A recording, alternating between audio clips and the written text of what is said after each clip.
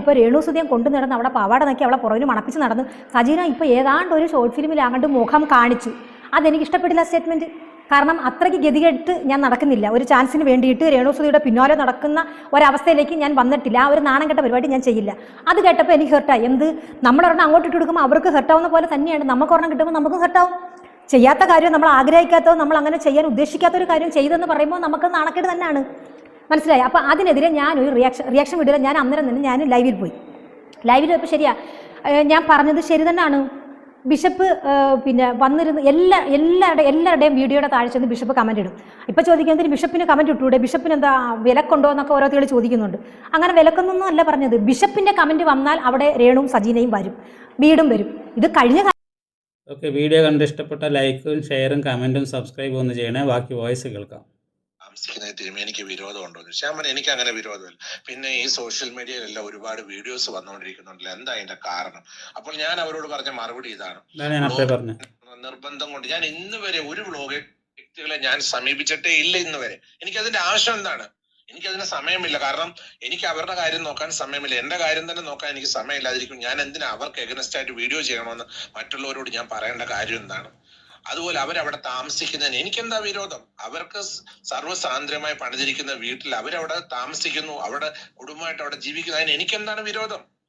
ഞാൻ അവരുമായിട്ട് യാതൊരു ശത്രുതയ്ക്കോ ഒരു വഴക്കിനോ പ്രശ്നത്തിനോ പോയിട്ടുള്ള ആളല്ല. സോഷ്യൽ മീഡിയയിലുള്ള ഏതാനും ചില ആൾക്കാര് ഇതൊരു മാറ്ററാക്കി എടുത്തു വെച്ച് വീഡിയോ ചെയ്തിട്ട് എന്നെ ഇപ്പം ഭയങ്കരമായ രീതിയിൽ സമൂഹ മാധ്യമങ്ങളിൽ അവഹേളിക്കുകയും മനപ്രയാസപ്പെടുത്തുകയും ചെയ്യണം. അതിന് പ്രത്യേകമായിട്ട് അതിന് മുൻകൈ എടുക്കുന്ന ആരാണെന്ന് ഇപ്പൊ കണ്ടുകൊണ്ടിരിക്കുകയാണ്.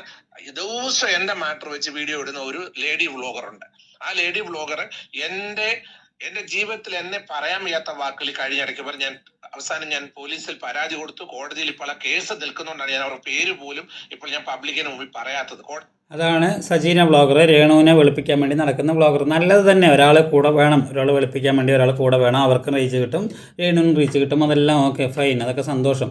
ഈ നിങ്ങൾ തമ്മിലെ ഇഷ്യൂ എന്തോ ഈ കാര്യം അന്ന് സ്ഥലത്തിൻ്റെ ആഡ് ചെയ്യുന്ന കാര്യത്തിൽ നിങ്ങൾ പൈസ വേണമെന്ന് പറഞ്ഞു. സത്യം പറഞ്ഞാൽ നിങ്ങൾ പൈസ മേടിച്ച് ചെയ്യേണ്ട കാര്യമല്ല.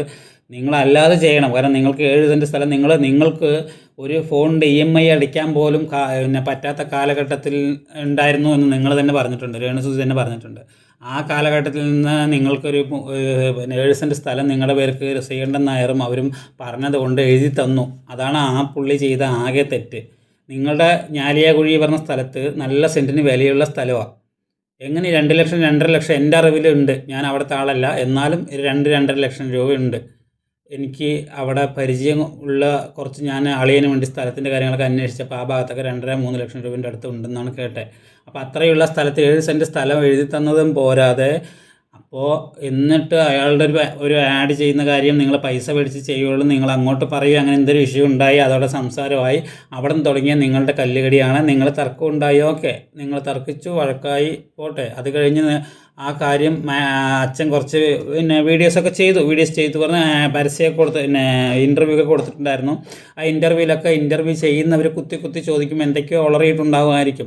പക്ഷെ അതൊക്കെ ക്ഷമിക്കാനും പൊറുക്കാനുള്ള കാര്യങ്ങളേ ഉള്ളൂ. നിങ്ങൾ അതിനു വേണ്ടി ഇപ്പോൾ നിങ്ങളും സജീന വ്ളോഗറും നിങ്ങളുടെ ചേച്ചിയും നിങ്ങളുടെ അച്ഛൻ തങ്കച്ചനും എല്ലാവരും കൂടി എടുത്തിട്ട് ബിഷപ്പിനെ പിടിച്ച് അലക്കുന്നതും എടുത്തിട്ട് പറയുന്നതും ഒക്കെ വളരെ മോശമായിട്ടുള്ള കാര്യമാണ്. എന്തായാലും ബാക്കി കേസ് നിൽക്കുകയാണ്. കോടതിയിൽ അഡ്വക്കേറ്റ് പറഞ്ഞിട്ടുണ്ട് അവരുടെ പേര് പുറത്ത് പറയേണ്ടതുകൊണ്ട് ഞാൻ അവരുടെ പേര് പറയുന്നില്ല. കോടതിയിൽ ഇപ്പൊ അവർക്ക് എഗനസ്റ്റ് ആയിട്ട് ഞാൻ കേസ് ഫയൽ ചെയ്തിട്ടുണ്ട്. അത് അതിന്റെ കാര്യങ്ങൾ നടന്നുകൊണ്ടിരിക്കുകയാണ്. എന്നെ ഒരു കാരണമില്ലാതാണ് ഇങ്ങനെ ഇടയ്ക്ക് പിടിച്ചു വെച്ച് എന്നെ മനപ്രയാസപ്പെടുത്തുന്നത്. ഞാൻ ഒരു വ്ളോഗർമാരോടും ഇന്ന വീഡിയോ ചെയ്യണം, ഇന്ന വീഡിയോ ചെയ്യരുത്, എനിക്കിത് പറയേണ്ട ആവശ്യം എന്താ? സ്വന്തം ചാനലുകളുള്ള വ്ളോഗേഴ്സ്, അവർക്ക് സ്വന്തമായിട്ട് ഓരോ പേജുകളുള്ളവര്, അത് വ്യക്തികളായിക്കൊള്ളട്ടെ ഗ്രൂപ്പുകളായിക്കോട്ടെ, അവരോട് ഞാൻ പറഞ്ഞിട്ടാണ് അവർ വീഡിയോ ചെയ്യുന്നത്. അവർക്ക് ഇഷ്ടമുള്ള കണ്ടന്റുകൾ അവർ മാറ്ററായിട്ട് അവർ വീഡിയോ ഇടുന്നു, അവർ വീഡിയോ ചെയ്യുന്നു. അവർക്ക് അതുകൊണ്ട് എന്തെങ്കിലും റവന്യൂ കിട്ടുന്നുണ്ടെങ്കിൽ അവരത് കൈപ്പറ്റുന്നു. എനിക്കിതിനകത്തൊന്നും ഒരു വരുമാനമില്ല. ഞാൻ ആകെ കൂടെ ചെയ്തത് നിരാലംബരായിട്ടുള്ള 2 കുഞ്ഞുങ്ങളെ സഹായിക്കണമെന്ന് 24 ചാനലിന്റെ ഡയറക്ടർ പറഞ്ഞ് ബഹുമാനപ്പെട്ട ശ്രീ ശ്രീകണ്ഠൻ നായരും ശ്രീ ഉണ്ണികൃഷ്ണൻ സാർ പറഞ്ഞനുസരിച്ച് ഞാൻ ആ കുഞ്ഞുങ്ങൾക്ക് വീട് വെക്കാനായിട്ട് 7 സെന്റ് സ്ഥലം എഴുതി കൊടുത്തു.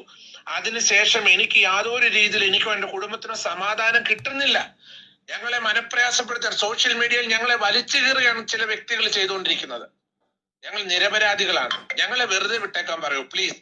എനിക്കിത് മാത്രമേ പറയാനുള്ളൂ. എന്നെ വെച്ച് നിങ്ങൾ ഈ പറയപ്പെടുന്ന ലേഡി വ്ളോഗറാണ്, അവരെന്നെ വെച്ച് ഭയങ്കരമായ രീതിയിൽ അവരാണ് ഈ രേണു സുധിക്ക് വേണ്ടിയിട്ട് രേണു സുധിയുടെ സകല കാര്യങ്ങൾക്ക് വേണ്ടി വീഡിയോ ചെയ്തുകൊണ്ടിരിക്കുന്ന ഒരു ലേഡി വ്ളോഗറാണ് അവര്. സമൂഹത്തിൽ അവരെ പലർക്കും അറിയാം. എന്നെ വിട്ടേക്കാൻ പറയൂ പ്ലീസ്, എന്നെ വിട്ടേക്കാൻ പറയൂ. ഇത് ബിഷപ്പ് വളരെ സങ്കടമായിട്ടാണ് ഈ വോയിസിൽ കേൾക്കുന്നത്. അതിപ്പോൾ ബിഷപ്പിൻ്റെ അഭിനയമാണെന്ന് പറയുന്നവർ കുറേ പേരുണ്ടാവും. രേണുവിനെ വെറുതെ വിടാതെ അല്ലേ എന്ന് പറയുന്നതാണ് കുറേ പേരുണ്ടാവും. പക്ഷേ സുധിച്ചേട്ടൻ വന്ന് കാണിച്ച് ഈ ലെവലിൽ എത്തി. സിമ്പതി പിടിച്ച് എത്തി. അവരുടെ വളർച്ചയൊക്കെ അതൊക്കെ അവരുടെ ഇഷ്ടം. അവരെങ്ങനെ ജീവിക്കണം എന്നൊക്കെ അവരുടെ ഇഷ്ടമാണ്. അത് നമ്മളും കണ്ടിട്ടുണ്ട്. അവർക്ക് സപ്പോർട്ട് ചെയ്യുന്നു, ചില കാര്യങ്ങൾക്ക് സപ്പോർട്ട് ചെയ്യുന്നില്ല. പക്ഷേ അവരെ എല്ലാ കാര്യത്തിലും സപ്പോർട്ട് ചെയ്യുന്നവർ ഇങ്ങനെയുള്ള കാര്യങ്ങൾ വരുമ്പോഴും പറയണം, അങ്ങനെയാണ്, അങ്ങനെയല്ല, ഇങ്ങനെയാണെന്ന് പറയണം. അല്ലാത്തതിൽ വല്ല തെറ്റുണ്ടെങ്കിൽ ഇല്ല, ഇത് ഇങ്ങനെയല്ല സംഭവിച്ചിരിക്കുന്നത്, ബിഷപ്പിൻ്റെ കയ്യിലാണ് മിസ്റ്റേക്ക് എന്ന് പറയണം. ഇതൊന്നും പറയാതെ കേട്ടിട്ടിരുന്നിട്ട് ആകെ അറിയാവുന്ന കാര്യം രേണു സുധി ഒറ്റയ്ക്ക് വന്നതല്ലേ, ഒറ്റയ്ക്ക് വഴിവിട്ട് വന്നതല്ലേ, അല്ലെങ്കിൽ ഒറ്റയ്ക്ക് ഇങ്ങനെ കയറി, ഒരു ഒറ്റയ്ക്കുമല്ല, ഇങ്ങനെയൊക്കെ കാണിച്ചു കഴിഞ്ഞാൽ നിങ്ങൾക്കും കയറാം. മനസ്സിലായില്ലേ? ഇതുപോലെയൊക്കെ കാണിച്ചു കഴിഞ്ഞാൽ നിങ്ങൾക്കും കയറാം, നിങ്ങൾക്കും കയറി പോവാം.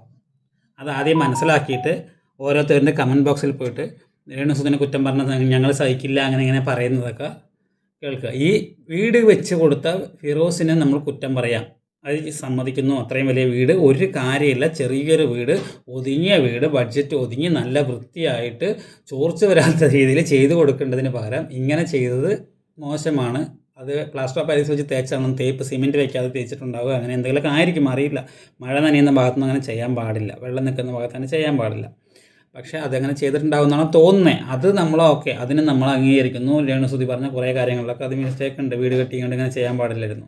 പക്ഷേ ഈ ബിഷപ്പ് എന്ത് കഴിച്ചു? ഇപ്പോൾ ബിഷപ്പിൻ്റെ നേർക്കാണല്ലോ എല്ലാവരും കൂടി പറഞ്ഞ് ആകെ മോശമാക്കിയിട്ട് സംസാരിച്ചുകൊണ്ടിരിക്കുന്നു. ആളിനെ എന്തൊക്കെയാണ് പറഞ്ഞിരിക്കുന്നറിയോ? വിഷമാണ്, കാളകൂടെ വിഷമാണെന്നൊക്കെ പറഞ്ഞു അവർ. അപ്പോൾ പുള്ളിക്കാരൻ ആ സ്ഥലത്തിന് സെയിലും കൂടി, അതിൻ്റെ ബാക്കി സ്ഥലത്തിന് സെയിലും കൂടി ആകട്ടെ എന്ന് പറഞ്ഞിട്ട് ഇവർക്ക് സത്യം പറഞ്ഞാൽ ഒന്നുകൂടി കൊടുക്കാനുള്ള മെയിൻ കാരണം കൂടി. അതിൽ ഒരു സെൻറ്റ് ഭൂമി പോലും പോവാതെയായി. ഇവരല്ലേ അടുത്ത് പോകുമോ? പിന്നെ ഇതാണല്ലോ സ്വഭാവം. അപ്പോൾ ഇതിൽ നിങ്ങളുടെ അഭിപ്രായം എന്താണെന്ന് നിങ്ങൾ ഒന്ന് പറയണേ. എനിക്ക് പറഞ്ഞതിൽ എന്തെങ്കിലും മിസ്റ്റേക്കുകൾ ഉണ്ടെങ്കിൽ അതൊന്ന് കമൻറ്റ് ബോക്സിൽ രേഖപ്പെടുത്തണേ എന്താണെന്ന്. വീഡിയോ ഇഷ്ടപ്പെട്ട് ലൈക്ക് ചെയ്യൂ, ഷെയർ ചെയ്യൂ, കമൻറ്റ് ചെയ്യൂ, സബ്സ്ക്രൈബ് ചെയ്യൂ. ബൈ.